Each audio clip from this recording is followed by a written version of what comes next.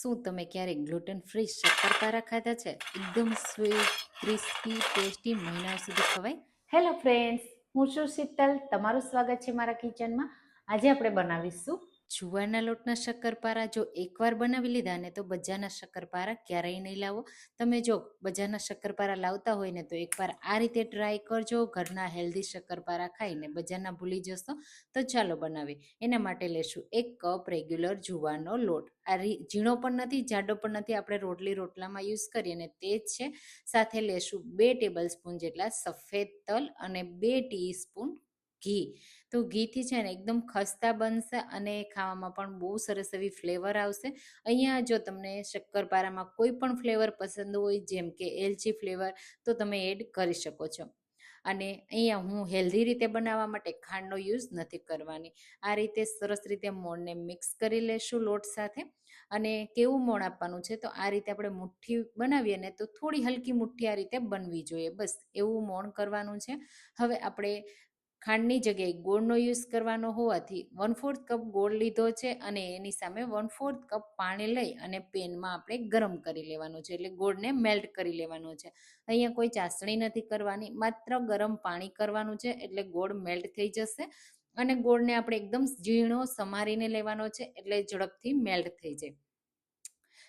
જુવારના લોટમાં ગ્લુટન નથી હોતું, તો એને બાંધવામાં આપણે થોડી મુશ્કેલી આવે છે. એટલા માટે જો ગરમ પાણીથી લોટ બાંધશું તો સરસ રીતે બંધાઈ પણ જશે અને સાથે ગોળ પણ સરસ એવો મિક્સ થઈ જશે. તો બસ આ રીતે ગોળનું પાણી રેડી કરી લેવાનું. એકદમ સરસ એવું મેલ્ટ થઈ ગયું છે, તમે જુઓ.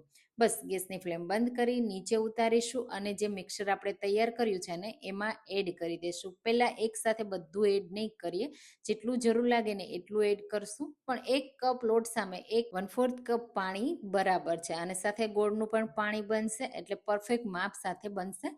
તો તમારે એક્સ્ટ્રા પાણી પણ એડ નહીં કરવું પડે. અને અહીંયા ગોળવાળું જે મિક્સર છે ને એ ગરમ છે. જો તમને હાથમાં ગરમ ન લાગે તો તમે હાથથી મિક્સ કરજો, નહીંતર ચમચીથી પહેલાં મિક્સ કરી હલકું ઠંડુ થવા દેજો અને પછી મિક્સ કરજો. તો આ રીતે મિક્સ કર્યા પછી લોટને જે રીતે આપણે બાંધીએ ને એ જ રીતે બાંધી અને રેડી કરવાનો છે. તો તમે ક્યારે આવા જુવારના લોટના ગ્લુટન ફ્રી શક્કરપારા ટ્રાય કર્યા છે કે નહીં, મને કમેન્ટમાં ચોક્કસથી કહેજો. અને હા, તમે મારી રેસીપી કઈ સિટીમાંથી જુઓ છો ને મને જરૂરથી કહેજો, મને ખૂબ ગમશે. અને જુવારની ઘણી બધી અવનવી રેસીપી મેં તમારી સાથે શેર કરી છે. મારી ચેનલ પર એકવાર જરૂરથી ચેક કરજો. અને તમારે જો કોઈ પણ હેલ્ધી રેસીપી જોવી હોય અને તમને નવી લાગતી હોય એવી રેસીપી તમારે પ્રોપર રીતે જોવી હોય ને તો મને એ પણ કમેન્ટમાં કહેજો, હું તમારી સાથે ચોક્કસથી શેર કરીશ. તો અહીંયા તમે જુઓ, આપણે લોટને તોડીએ ને તો એકદમ આસાનીથી તૂટી જાય છે. હવે આપણે આવે છે લોટને મસળવાની વારી. આપણે 2 થી 3 મિનિટ મસળવાનો છે. જો આ સમયે તમને એવું લાગે કે લોટ બહુ કઠણ છે, પાણી ઓછું થયું છે, તો 1 થી 2 ચમચી પાણી પણ એડ કરી શકો છો. અહીંયા પ્રોપર માપ સાથે મેં બનાવ્યું છે, એટલે પાણીની જરૂર નથી પડી. આ રીતે મસળી અને મેં રેડી કરી લીધો. થોડો સ્મૂથ પણ થઈ જશે. હવે એમાંથી આપણે 2 ભાગ કરી લેશું. એક ભાગને થોડી વાર માટે સાઈડમાં મૂકીશું અને એક ભાગને આ રીતે લુવાને સ્મૂથ કરી લેશું. આપણે એમાંથી શક્કરપારા રેડી કરીશું. અને અહીંયા વણવા માટે હું બટર પેપરનો યુઝ કરું છું. જ્યારે પણ આપણે શક્કરપારા વણીએ ને ત્યારે આપણે કોરા લોટનો યુઝ નથી કરવાનો. એટલા માટે જો બને ત્યાં સુધી આ રીતે બટર પેપરનો કે પ્લાસ્ટિક શીટનો યુઝ કરજો. અને જો એ પણ ન કરવું હોય તો ડાયરેક્ટ તમે વણી શકો છો, પણ એને ડિમોલ્ડ કરવામાં થોડી મુશ્કેલી આવશે, કારણ કે આપણે કોરો લોટ કે તેલનો યુઝ નથી કરવાનો. બસ આ રીતે આપણે વણી લેવાનું છે. જાડા રાખવા કે પતલા એ રીતે તમે કરી શકો છો. હું અહીંયા મીડિયમ થીક એવા રાખું છું.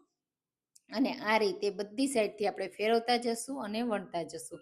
હવે સાઈડથી એક્સ્ટ્રા લોટ હોય ને આ રીતે આપણે જેવો શેપ આપવો હોય એવો આપી દેવાનો, અને એક્સ્ટ્રા લોટ હોય ને એને બીજી વાર માટે આપણે યુઝ કરી લેશું. તો આ રીતે મેં બધી સાઈડથી કટ કરી લીધું અને આ જે એક્સ્ટ્રા લોટ છે ને એને બીજી વાર હું યુઝ કરી લઈશ. હવે હું અહીંયા આ શક્કરપારા છે ને એ સ્ક્વેર શેપમાં જ કટ કરવાની છું, એટલે આ રીતે સ્ક્વેર શેપ આપણે આપી દઈશું. અને નાની નાની સાઈઝના કરું છું. જો મોટી સાઈઝના કરવા હોય તો એ રીતે પણ કરી શકો છો. નોર્મલ આપણે જે શક્કરપારાનો શેપ આપીએ ને સ્ક્વેર, એવો જ મેં શેપ આપ્યો છે. આ રીતે એકદમ ધીમે ધીમે આપણે કટ કરવાના, કારણ કે એકદમ સોફ્ટ હોવાને લીધે તૂટી જશે. તો આ રીતે બધા જ શક્કરપારા વણતા જવાના, કટ કરતા જવાના અને પછી આપણે એને ફ્રાય કરીશું. તમે જુઓ આ રીતે મેં થિકનેસ રાખી છે. તો આ રીતે બધા જ વણી આપણે પહેલાં રેડી કરી અને પછી પણ વણી શકીએ, અને જ્યારે આપણે ફ્રાય કરતા હોય ત્યારે પણ વણીને રેડી કરી શકીએ. હવે એને ફ્રાય કરવા માટે તેલને આપણે સરસ એવું ગરમ કરી લેવાનું. આ રીતે ટુકડો એક એડ કરીએ તો તરત થોડી વાર રહીને ઉપર આવવું જોઈએ. જ્યારે આપણે શક્કરપારાને તેલમાં એડ કરીએ ત્યારે ગેસની ફ્લેમ લો કરી દેવાની, પછી મીડિયમ ફ્લેમ ઉપર આપણે એને ફ્રાય કરવાના. તેલ સારું એવું ગરમ હોવું જોઈએ. જો તેલ ઓછું ગરમ હશે ને તો એ તેલમાં જઈ છૂટા પડી જશે, પ્રોપર ફ્રાય નહીં થાય અને તેલમાં વિખેરાઈ જશે. તો આ વાતનું ખાસ ધ્યાન રાખજો. અને બહુ વધારે ધુમાડા પડતું તેલ હશે ને તો તરત જ એકદમ બ્રાઉન થઈ જશે, તો અંદરથી કાચા રહી જશે, ક્રિસ્પી નહીં બને. તો મીડિયમ તેલ ગરમ હોવું જોઈએ. મીડિયમ ફ્લેમ ઉપર આપણે એને ફ્રાય કરવાના છે. પછી તમે એને લો ફ્લેમ કરી દો ને થોડી વાર પછી આ રીતે ઉપર આવી જાય પછી તો પણ ચાલે. અને પછી ધીમે ધીમે તમે ફ્રાય કરશો ને એટલે અંદર સુધી સરસ એવા ક્રિસ્પી કુરકુરા તૈયાર થઈ જશે. અને આ જ રીતે બાકીના બધા વણી અને રેડી કરી લેવાના અને એ રીતે ફ્રાય કરી લેવાના. તમે જુઓ કેટલો સરસ ગોલ્ડન કલર આવી ગયો છે, તેલમાં એકદમ બબલ્સ ઓછા થઈ ગયા છે. અને સાથે તમે એને ફેરવો ને તો ત્યારે તમને ખબર પડે કે કેવા સરસ એવા ક્રિસ્પી પણ થઈ ગયા છે. તો બસ આ રીતે આપણે એને કિચન પેપર પર કાઢી લેશું અને બાકીના બધા જ એ રીતે ફ્રાય કરી અને રેડી કરી લેશું. તો અહીંયા તમે જુઓ, અવાજ સાંભળો, કેટલા ક્રિસ્પી કુરકુરા બન્યા છે. બિલકુલ એમાં તેલ નથી ભરાયું. તમે મહિનાઓ સુધી પણ રાખશો ને તો પણ નહીં ખરાબ થાય. નાસ્તા માટે ડબ્બા ભરીને રાખી દેવાના.